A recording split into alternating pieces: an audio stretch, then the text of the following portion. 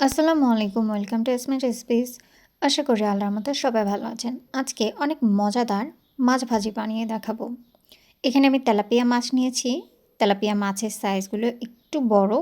এগুলোকে হালকা দুই পাশে কাট লাগিয়ে নিয়েছি। এখানে আমি সয়া সস, বারবিকিউ সস, ধনে গুঁড়ো, জিরে গুঁড়ো, মৌরি গুঁড়ো, পরিমাণ মতো লবণ, লাল মরিচের গুঁড়ো, একটু হলুদ, এই সব শুকনো মশলাগুলোকে আমি ভালোভাবে আগে মিক্সড করে নিব।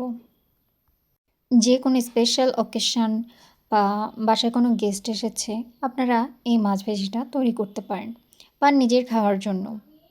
তারপর আমি এই মশলার ভিতরে লেবু দিয়ে দিলাম।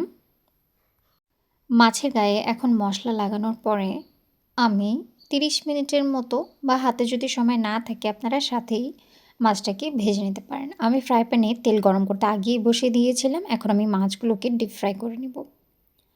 অল্প আঁচে দুই পাশে খুব সুন্দর করে ভেজে নিতে হবে। একদম আঁচ বাড়িয়ে দিবেন না, তাহলে মাছ কাঁচাই থেকে যাবে, খেতে ভালো লাগবে না। মাছ নামিয়ে নেওয়ার পরে আমি এর উপরে চিজ কেটে রেখেছিলাম, সেটা দিয়ে দিব এবং বাটার। এরপরে ওভেনে 1 মিনিটের মতো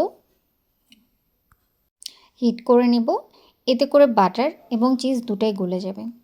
তো রেসিপিটি আপনাদের কেমন লেগেছে অবশ্যই জানাবেন। আমার অনেক পছন্দের একটা রেসিপি। সবাই সুস্থ থাকবেন, ভালো থাকবেন। আল্লাহ হাফেজ।